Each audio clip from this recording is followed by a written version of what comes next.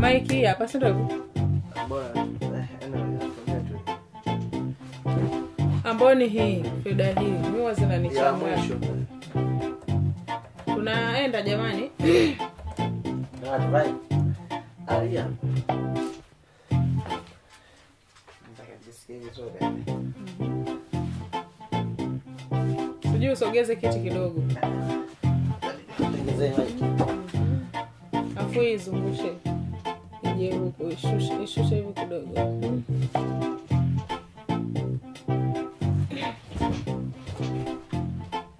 Tayari.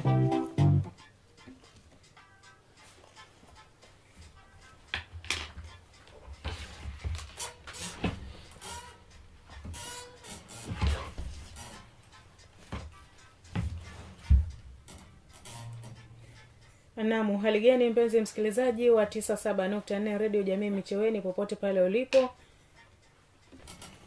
Ikiwa ni Ijumaa ya tarehe 9 mwezi wa 5 mwaka 2025.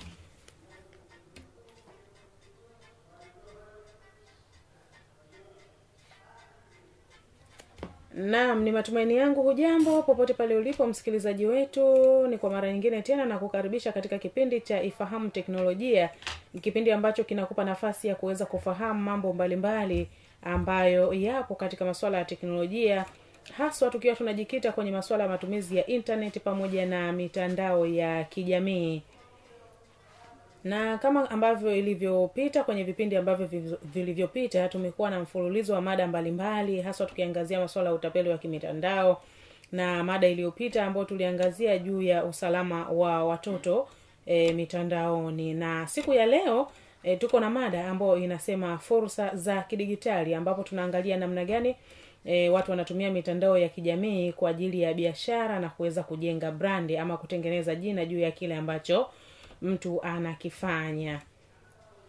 Na hii ni kutokana na kwamba mitandao ya kijamii kwa sasa imekuwa sio kwa ajili ya burudani tu, lakini pia imekuwa ikitumika kama nyenzo muhimu, nyenzo yenye nguvu kabisa katika kukuza biashara, kutengeneza biashara, lakini pia kukuza brandi ya biashara ya mtu binafsi, lakini pia hata makampuni wanatumia mitandao ya kijamii katika kuhakikisha kwamba wanawafikia wateja wao katika maeneo mbalimbali. Lakini watu wanakwenda mbali zaidi, na hata wengine wanapata kazi katika kupitia mitandao ya kijamii, wanapata kujifunza ama elimu juu ya mambo mbalimbali kupitia hii mitandao ya kijamii. Lakini zaidi wako wafanya biashara ambao pia wanatumia mitandao ya kijamii katika majukwaa mbalimbali ili kuweza kuhakikisha kwamba wanakuza biashara zao na kujipatia kipato cha kila siku. Na ndio maana sasa tukasema kwamba fursa za kidigitali, maendeleo ama mafanikio watu wanaoyapata kutokana na mitandao ya kijamii. Leo katika wasaa huu utakuwa nami, langu jina ni Rehema Ramadhan Saidi, lakini sitakuwa peke yangu. Kama kawaida nipo na wageni hapa studio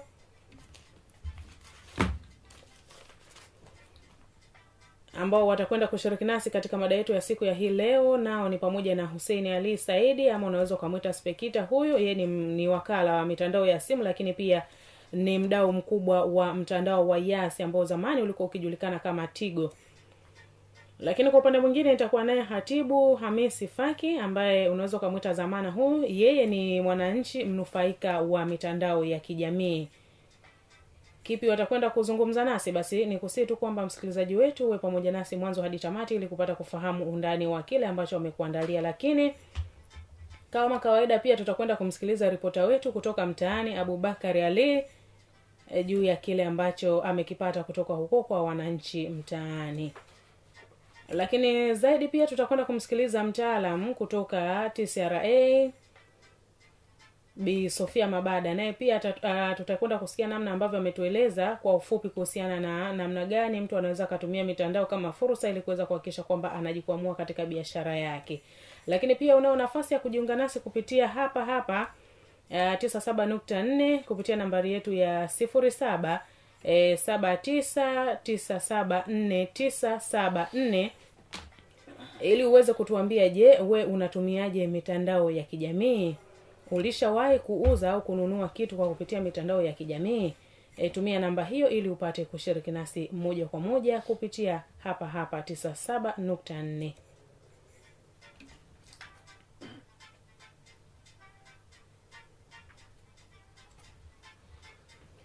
Na moja kwa moja ni wakaribisha wageni wangu hapa studio.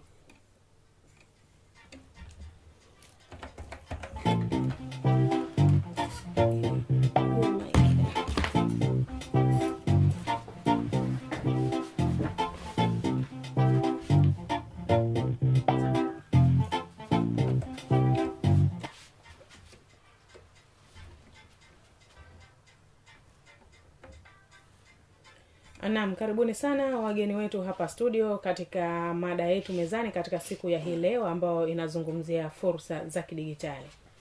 Asante ndugu mtangazaji kwa kupata fursa hii tena. Kwa leo ni mara ya pili. Naam, ni kweli. Kwanza nishukuru kwa upande wenu na kwa kuangalia vitu kama hivi kiufupi, kwa sababu kuna mengi ya watu wa kujifunza ili wapate faida. Naam, huyo ni Hussein ambaye yeye ni ukiachilia mbali kuwa ni wakala wa mitandao ya simu, lakini pia ni mdau mkubwa wa kampuni ya simu ya Yasi. Kwa upande wako ndugu Zamana, nikuite hivyo. Zamana. Naam. Karibu sana. Assalamu alaykum wa rahmatullahi wa barakatuh. Wa alaykum salam. Kwa hakika nami niseme nashukuru sana kupata fursa kufika katika chombo hichi cha radio yetu ya Micheweni, Radio Jamii. Kwa mara ya mwanzo niseme ndo nimefika kwa ajili ya kipindi labda. Naam. Lakini niseme kwamba kwa upande mmoja mimi nishanufaika mara kadhaa kupitia mitandao. Sasa naweza kuwashauri au kuchangia chochote hapa kupitia sauti hii ya Radio Jamii. Pengine na wengine wakajifunza au wakapata taarifa, maana siku zote ukikosa taarifa ni shida. Ni kweli. Na hapo ambapo umesema kwamba unaweza kushiriki nasi juu ya kunufaika kwako. Sasa moja kwa moja tungependa tufahamu wewe umenufaika vipi kutokana na matumizi ya mitandao ya kijamii? Cha kwanza tukija kwa upande huu anaoongoza Bwana Hussein. Nafikiri ni Tigo, lakini sasa ni Yasi, si ndio? Huku kuna bima, kupitia bima yao tunaenda vema kwa kweli. Na niseme tu Tigo kwenye bima wanalipa. Haikuwa direct kwangu, lakini na kijana wangu ambaye tulijiunga pamoja na yeye alishanufaika na hilo. Lakini sasa nilikokusudia kuongelea zaidi ni upande mwingine. Mimi nitazungumzia zaidi upande wa cryptocurrency, pengine na platform tunaweza tukazigusa kidogo ili tuweze kuona kwamba ulimwengu ukoje kwa sasa. Na sasa nikisalia katika swali hili kwa upande wako Hussein, Spekita nikuite hivyo. Wewe ni wakala wa mitandao ya simu, lakini pia ni mdau mkubwa wa kampuni ya simu ya Yasi. Pengine wewe kutokana na biashara hii unayofanya umenufaika vipi kupitia mitandao ya kijamii? La kwanza nizungumze kuhusiana na hii mada ya leo ya fursa.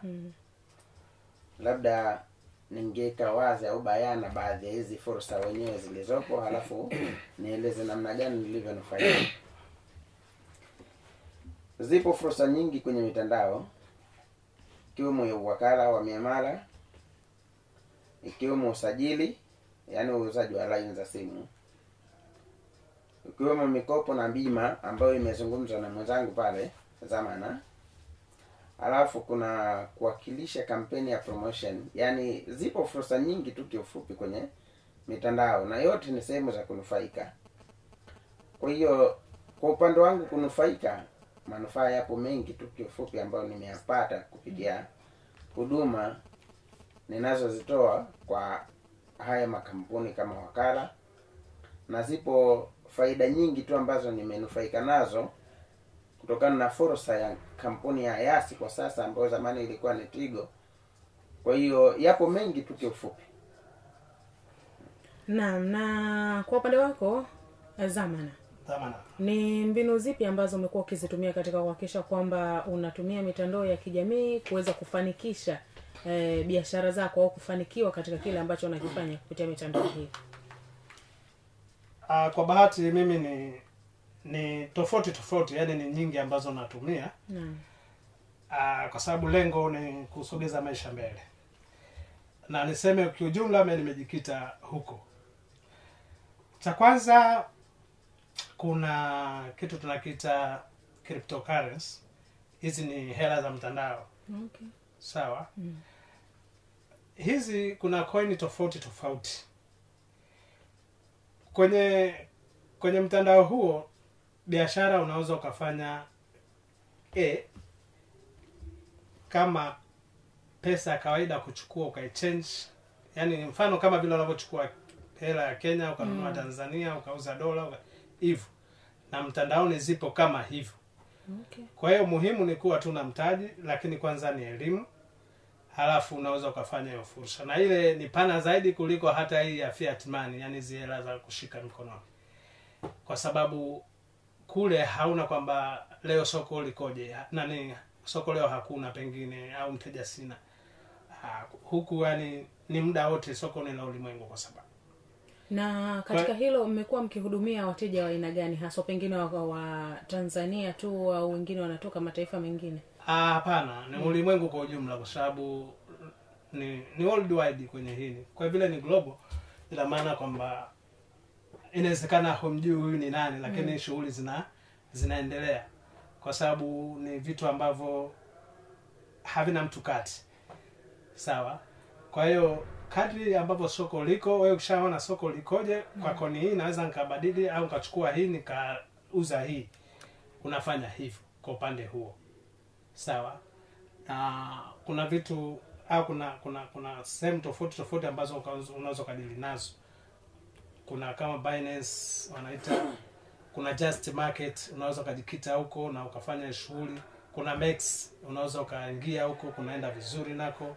Halafu kuna zile MetaTrader 4 na nini, huko unaweza kudili na hizo shughuli. Na pengine kuna mwongozo wote ambao unawasaidia nyinyi katika kufanya hiyo shughuli yenu, hasa kwa upande wako wewe? Mwongozo upo sana, kwa sababu cha kwanza tumeongea kwamba ni elimu kwanza. Ujue nini unafanya. Sawa? Halafu kuna indicator ambazo zinakuashiria kwamba hapa kwa sasa soko linaenda hivi, kwa hiyo nataka udili na hiyo. Sawa? Halafu kwenye hiyo shughuli, na maana kwamba kama itakuwa una trade, unakuwa na vigezo maalum ambavyo unavifuata ili usiweze kula hasara. Okay. Sawa? Kwa hiyo namna ya kutengeneza faida ni uelewa kwanza. Sawa?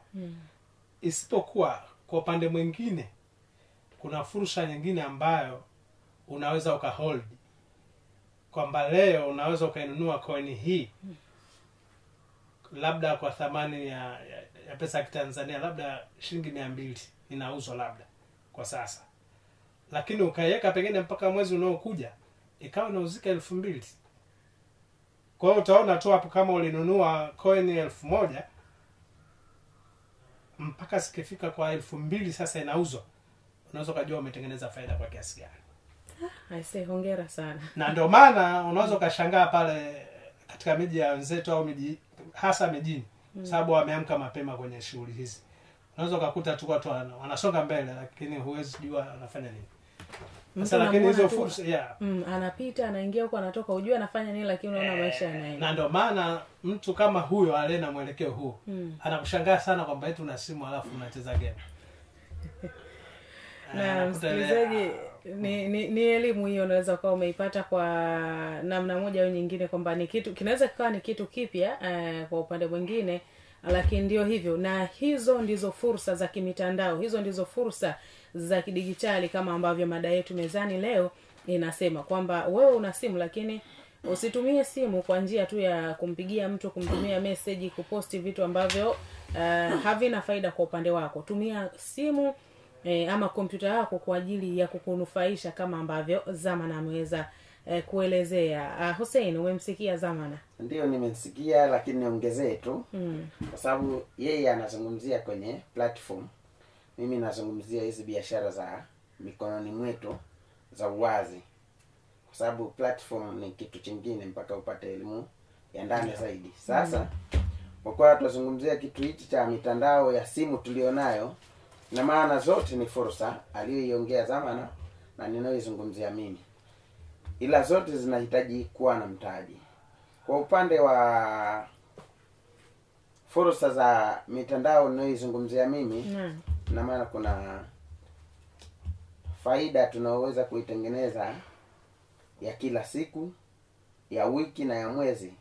Yaani utegemeana na kazi yako unayoisimamia. Na hivi ninavyozungumza, hata ukienda kwenye hizo platform utavikuta, lakini nizungumzie hivi vya uwazi ambavyo ni vya kuonana. Kwa upande wa uwakala, ambao ni moja ya fursa, uwakala pengine wa kuweka pesa, na maana wajenga sehemu ya kuaminika katika jamii kwanza. Unapotoa hizi huduma, kisha ongeza mtaji.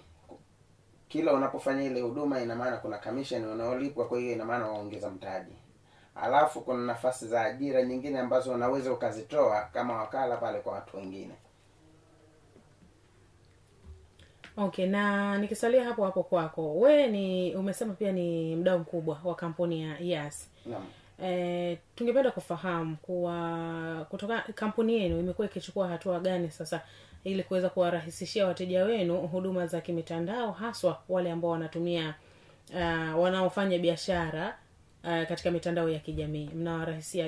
Mnawarahisishia vipi huduma za kimitandao? Asante sana ndugu mtangazaji, lakini swala lako zuri hili, yani ilikuwa hata usilimalize ningekujibu kabla ya kulimaliza swala. Sasa nikwambie tu kwa kampuni inapotoa huduma, ina maana inajipanga kuwekeza zile huduma zake. Kwa maana ya kwamba sasa hivi ninapozungumzia uwakala, ambao ni moja ya fursa katika mitandao, ni kwamba imeeneza mawakala wakuu nchi nzima, ambao mawakala hawa wakuu wana matawi yao kila sehemu. Ina maana kampuni ya simu inaweza ikawa tofauti na kampuni ya benki, au niseme benki, ila kwa sasa hivi benki pia nayo imefungua fursa hizo za kutoa uwakala kila sehemu. Kwa hiyo siwezi nikatofautisha kwa sasa, ila makampuni yamesogeza hizi huduma kwa jamii, yani kwa asilimia nyingi tu sasa hivi. Kila unapoenda utakutana na wakala mkuu ambaye anatoa huduma kwa mawakala wa kawaida wanaotoa huduma kwa wateja. Na tunashukuru sasa hivi mawakala waliopo sasa hivi visiwani mwetu, kila unapoenda unakutana na wakala na unapata huduma kwa haraka. Na msikilizaji, bila shaka utakuwa umepata kuelewa namna ambavyo watu wanatumia mitandao ya kijamii ili kutengeneza fursa, ili kujiletea maendeleo kwa namna moja au nyingine. Na moja kwa moja sasa ni wasaa wa kujiunga na ripota wetu Abubakar Ali, ambaye yeye amepita mtaani na kuzungumza na wananchi juu ya mada yetu ya hii leo. Na hapa tukamsikilize katika kile ambacho amekizungumza. Kwenye matumizi ya mitandao ya kijamii, mimi nimekuwa na manufaa makubwa kwenye kazi yangu ama kwenye biashara yangu ya uandishi wa habari na kuripoti matukio kupitia mitandao ya kijamii. Kwa kiukweli kabisa, mitandao ya kijamii imekuwa na manufaa makubwa kwa miaka karibuni, na tofauti na zamani huko tulikotoka. Kwa sasa nikiwa na taarifa zangu naweza kupandisha kwenye mitandao ya kijamii, kwa maana kwenye YouTube, kwenye Facebook, kwenye Instagram, na ikawafikia watu wengi sana kwa muda mfupi, na wakaweza kuona kile ambacho nakifanya, lakini pia hata kupata nafasi ya kutoa maoni yao na kunishauri kazi zangu ziende vipi na vitu kama hivyo. Kwa hiyo kumekuwa na manufaa makubwa, lakini si manufaa hayo tu, kwa maana ya kuwasilisha taarifa zangu na kuonekana duniani kwa ujumla kwa muda mfupi sana, lakini pia mwenyewe nimekuwa na nafasi ya kujifunza mambo mbalimbali kupitia hiyo mitandao ya kijamii na kupitia mitandao ya kijamii. Kwa hiyo kumekuwa na manufaa makubwa sana, kwa maana ya kufaidika na kile ambacho nakipeleka kwa jamii kiurahisi, lakini pia mwenyewe napata nafasi ya kujifunza zaidi na kufahamu mambo mengi. Dunia inabadilika, teknolojia inakuwa, na kujifunza mambo mengi sana. Kwa hiyo ni kitu ambacho kimekuwa na manufaa makubwa sana sana kwenye taaluma yangu ya uandishi wa habari, lakini kwenye hiyo kazi yangu ya uandishi wa habari, kupeleka taarifa kwa wakati sahihi na kufika kwa muda mfupi na watu kuweza kunufaika, lakini na wao pia kuweza kutoa mrejesho ambao utanisaidia kwenye kujenga na kukuza tasnia, kukuza career yangu. Kwa hiyo ni kitu kizuri. Na kwenye swala la kutunza taarifa zangu na usalama, huwa najitahidi sana kuhakikisha kwamba password zangu za kila maeneo na kuwa nazo mwenyewe, hawezi kuzichukua mtu yoyote, na siwezi kuingia tu kwenye linki yoyote ambayo itasababishia madhara kwenye kuingilia mitandao ya kijamii. Kama tunavyofahamu, zipo baadhi ya tovuti ama wapo baadhi ya watu wamekuwa wakiingia kwenye mitandao ya watu na kutumia majina ya watu kwa ajili ya kujinufaisha. Kwa hiyo kwanza ni kuhakikisha kwamba zile taarifa zangu za siri, taarifa zangu ambazo hapasi kujua mtu yoyote, na kuwa nazo mwenyewe peke yangu, ambazo zitanisaidia kuingia na kutoka kwenye mitandao yangu ya kijamii na kuweka na kuchapisha taarifa ile ambayo nataka bila kuingilia mtu mwingine na kusababisha madhara katika jamii. Kwa hiyo hayo ni manufaa ambayo yanapatikana kupitia mitandao ya kijamii, na bila shaka wafanya biashara na wadau wengine ambao wanafanya biashara nyingine tofauti na ya kwangu wananufaika kwa kiasi kikubwa na wao, kwa namna ambavyo wanafanya na wameamua kuwekeza nguvu kwenye mitandao ya kijamii. Uwekezaji kwenye mitandao ya kijamii umekuwa unalipa. Kama mtu mfanya biashara ataweza kuwekeza na kuwa na umakini na kuongeza userious, basi ni sehemu ambayo inalipa na anaweza kunufaika kupitia mitandao ya kijamii. Ushauri wangu tu ni kuwa tutumie mitandao ya kijamii vizuri, kwa maana ya kuhakikisha kwamba tunakuwa na faragha kwenye vitu vyetu, kuficha password zetu, lakini kuchapisha ama kuweka maudhui ambayo yanaendana na tamaduni na silka na mwenendo wa Tanzania kwa ujumla wake. Kwa hiyo mitandao ni jambo zuri sana. Mitandao inatusaidia sana kwa kiasi kikubwa. Mitandao inatufaisha sana. Mitandao inatufanya tuweze kupata fursa nyingi, kufungua connections hapa na pale, ndani ya nchi na nje ya nchi. Kwa hiyo ni kitu kizuri sana, na imani yangu. Jina langu naitwa Faki Mbaraka, mtumiaji wa mitandao ya kijamii. Ndugu mwandishi, umeniuliza hapa kwamba unanufaika vipi na matumizi ya mitandao ya kijamii. Mitandao ya kijamii kwangu mimi inanufaisha kwa njia mbalimbali ama njia tofauti. Naweza kusema njia ya kwanza ni mawasiliano. Natumia mitandao ya kijamii kama kuwasiliana ndugu jamaa na marafiki, kufikishiana ujumbe, message, masuala kama hayo, ndio yote jumla ya kuwasiliana.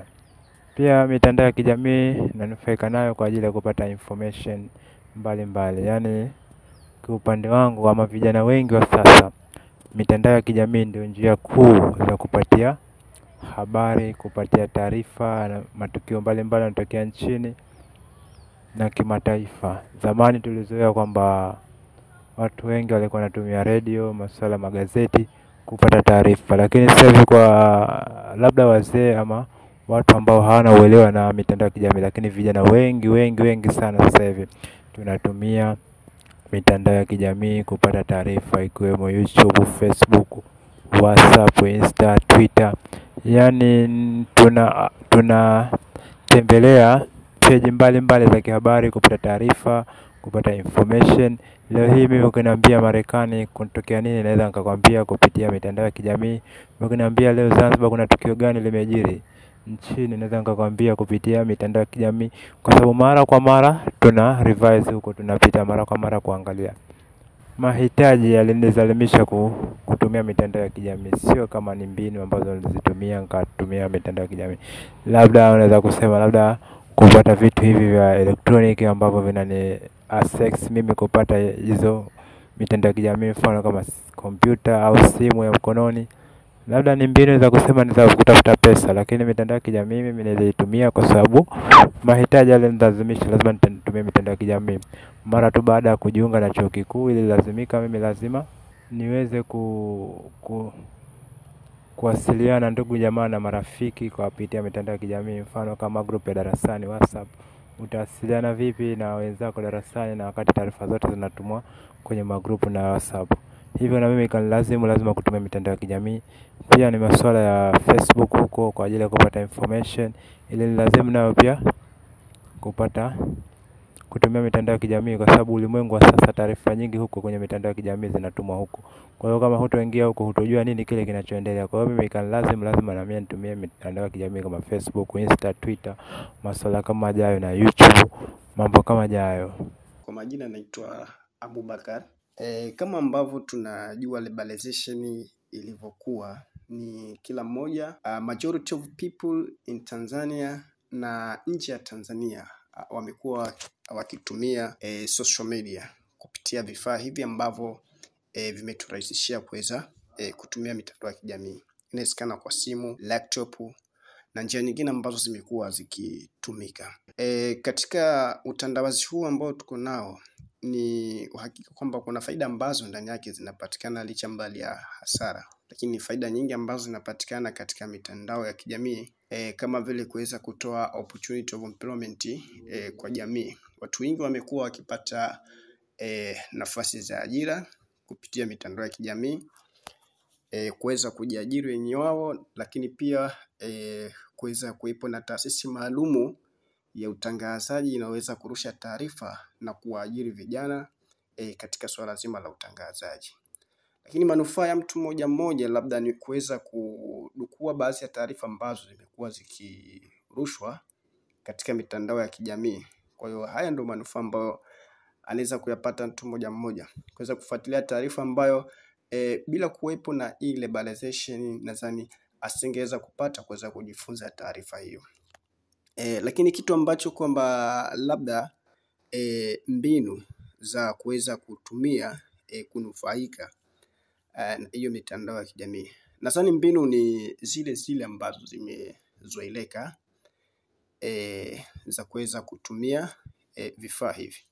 Kama ambavyo nimeweza kusema hapo awali, walio wengi wamezoea kutumia simu aina ya smartphone, lakini pia wengine wamekuwa wakitumia laptop. Labda niseme tu kwamba miongoni mwa mbinu ambazo zinaweza kukuhakikishia kufanya ama kunufaika na kuwa na uhakika zaidi ya kile unachokifanya katika mitandao ya kijamii ni kuweza kusubscribe na chaneli husika ambayo imekuwa labda ikirusha matangazo ambayo ndani yake yako na profit au opportunity inayokuwezesha wewe kuweza kunufaika. Kwa hiyo mbinu ni kuweza kusubscribe na hiyo channel husika, lakini kuwa makini pia kuweza kukwepa udanganyifu, kwa sababu kama tunavyojua sehemu yote ambao kumekuwa kukitolewa opportunity ya kuweza watu kunufaika,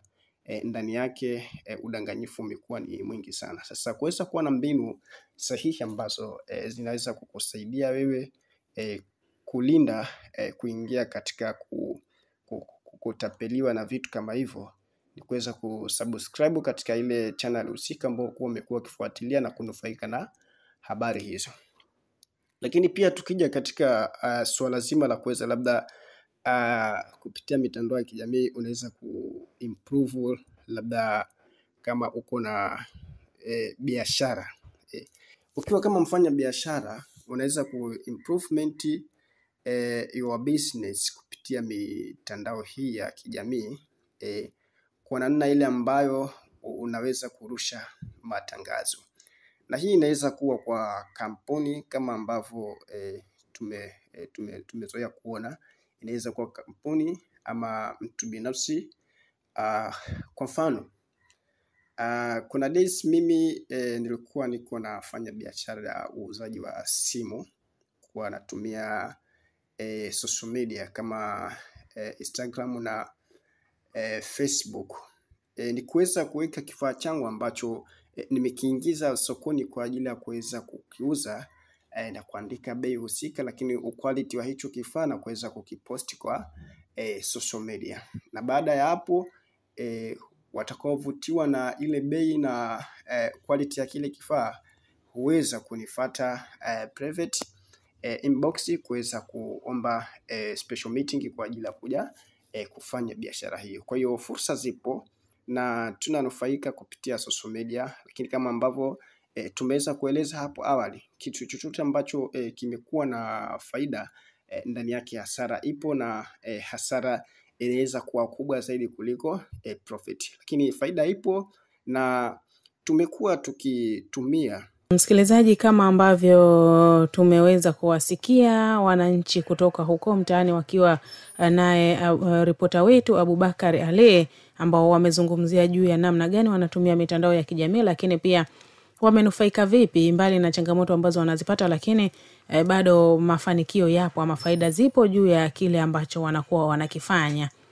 Na si tuseme tu kwamba mitandao ya kijamii imekuwa ni nafasi kubwa sana kama ambavyo tumesema, kwa wafanyabiashara unaweza ukaitumia kwa ajili ya kujenga ama kuanzisha biashara yako na kutengeneza jina ama kutengeneza brand, lakini pia kuweza kutengeneza CV yako ili kuweza kufanya kwamba ufahamike kwa wateja wako.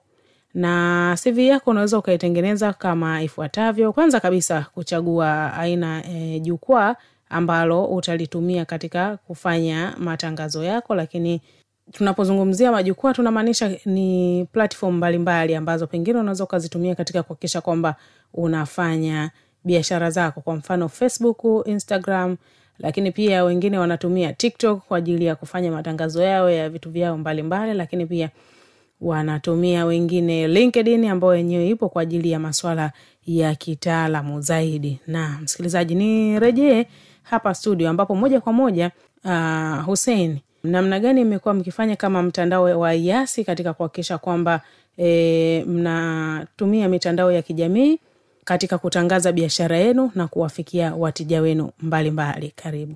Asante ndugu mtangazaji.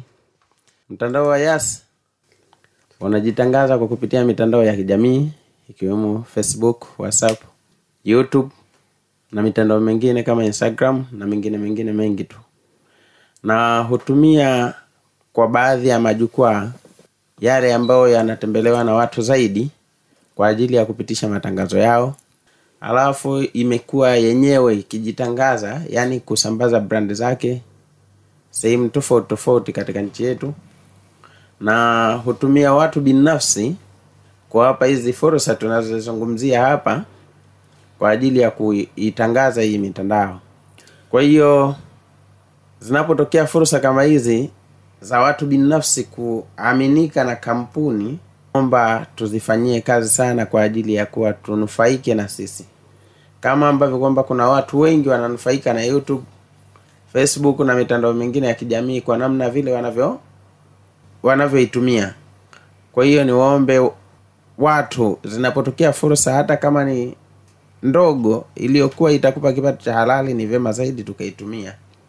Naam, shukrani sana. Na nirejee kwako Zama, na kwa upande wako wewe, kama ambavyo umeweza kusema unatumia mitandao ya kijamii katika biashara yako ambao umekuwa ukifanya, na kama ambavyo tunajua mitandao ya kijamii ina mambo mengi ikiwemo masuala ya utapeli. Sasa wewe kwa upande wako unailinda vipi biashara yako hasa katika mitandao ya kijamii?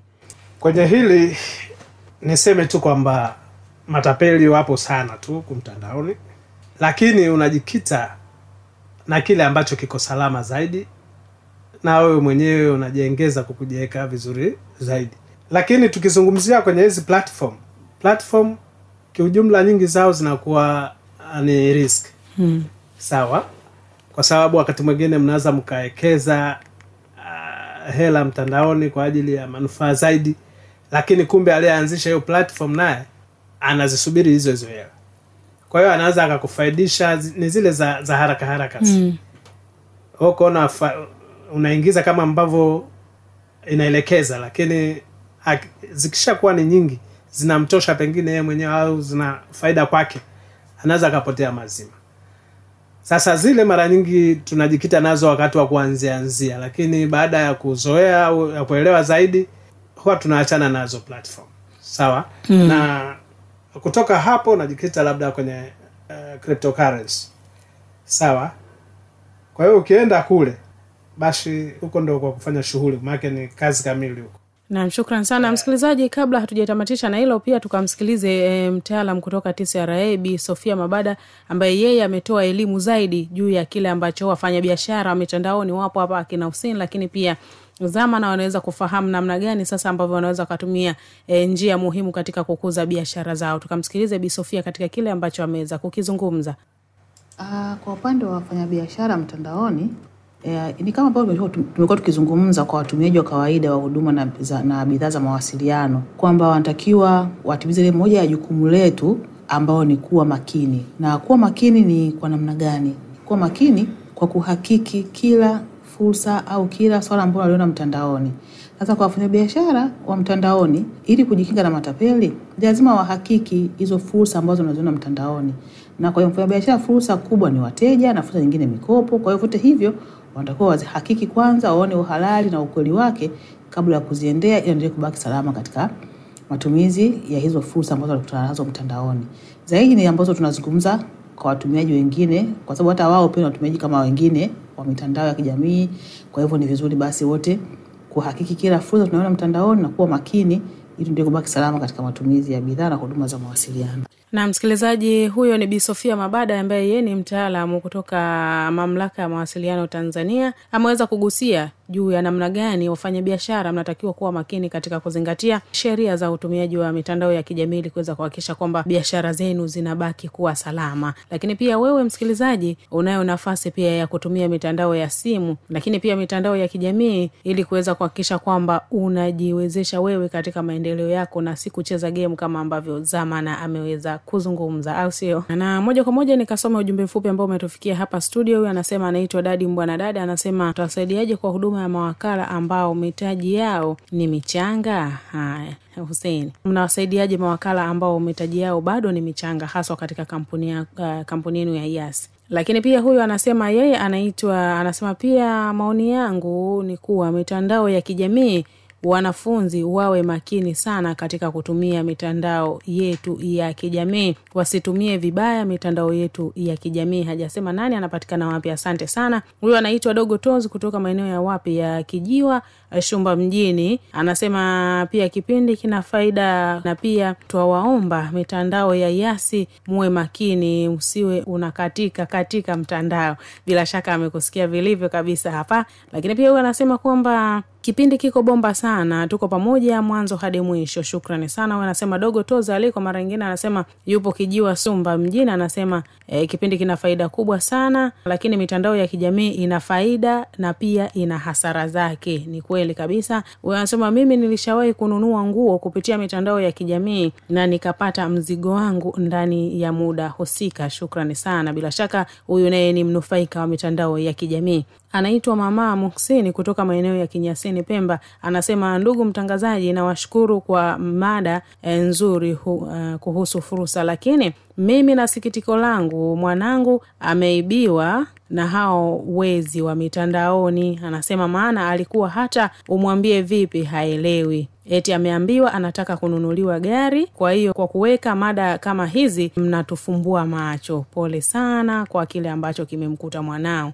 Huyu anaitwa Time Juma kutoka maeneo ya Wete, anasema hongera sana Radio Jamii Micheweni kwa kazi nzuri ya kutuelekeza sehemu ya fursa za mitandao. Shukrani sana. Huyu anasema tuko pamoja sana mwanzo hadi mwisho hapo mjengoni. Shukrani sana. Anasema anaitwa Hamadi, nipo maeneo ya Chake. Anasema kweli kwenye mtandao wa kijamii kuna fursa nyingi, hatuna mbinu mbadala, tusaidieni Radio Jamii Micheweni. Shukrani sana. Bila shaka utakuwa umepata elimu ya kutosha tangu kuanza kwa kipindi hiki cha Ifahamu Teknolojia mpaka hapa. Anasema kila siku ya kipindi hiki mnakuja na kitu kipya ambacho ni faida kubwa sana kwetu. Hongereni sana Radio Jamii Micheweni. Shukrani sana. Huyu anasema mimi naomba mtutajie namba ya Zamana ili na sisi atupe elimu juu ya hiyo cryptocurrencies. Amesema anahitaji namba ya Zamana ili apate msaada ya namna gani unavyofanya biashara. Sawa. Huyu anasema anaitwa Juma Muhammad Omar,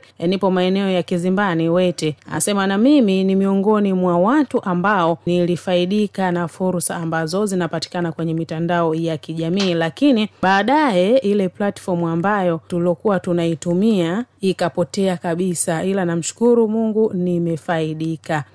Aise pole sana. Lakini pia huyu anasema asante sana Radio Jamii Micheweni kwa kutuletea mada hizi ambazo zinatuelimisha, ila tunaomba vipindi hivi viwe endelevu ili tupate kuelimika zaidi. Shukrani sana. Na msikilizaji, huo ndio ujumbe mfupi ambao umetufikia hapa studio katika siku ya hii leo, na moja kwa moja nikukaribishe Hussein katika lile swali ambalo ameliuliza msikilizaji wetu. Asante sana ndugu mtangazaji. kwa sababu kampuni imeeneza mawakala wakuu kila upande, kwa sababu biashara hizi za mitandao ipo kuaminiana. Alafu tunapoaminiana, kuna wengine wanajiaminisha vizuri, lakini wengine hawajiaminishi kiufupi. Kwa hiyo sasa, sababu ya mitandao kuweka mawakala wakuu ni kwamba mwenye mtaji mdogo anapotokea mteja anaweza kuomba huduma kwa wakala mkuu aliye karibu naye, kwa sababu wanapokuwa na ukaribu zaidi yule wakala mkuu, na kwa wanaweza kujenga uaminifu zaidi hata wakufuatana papo kwa papo. Kwa maana hiyo, kampuni kama kampuni haiwezi kukusaidia mtaji kwa sasa. Kama ipo njia nyingine ambayo inatumia, hilo sijalifahamu mpaka sasa hivi, tuweza tukafuatilia alafu tukaja na majibu muda mwingine. Lakini kwa sasa hivi niwaambie, kama kampuni haiwezi ikakusaidia mtaji, bali uwekeze ili upate faida. Wito wako ni upi kwa watu ambao bado wamekuwa na mwitikio mdogo juu ya matumizi ya mitandao ya kijamii, hasa wafanyabiashara wa mitandao ya simu au mawakala wa mitandao ya simu kama wewe? Wito wangu kiufupi, naambia watu tuamkie hizi fursa, kwa sababu zipo nyingi tu kama nilipozungumza hapo awali. Ipo ya uwakala wa kutoa huduma za pesa, na zipo za usambazaji wa huduma zikiwemo za usajili wa line, na nyingine nyingi tu nzuri ambazo zina manufaa mengi tu kwa upande wa kila mtu. Kwa hiyo wito wangu, tuziamkie hizi fursa za aina hiyo kiufupi.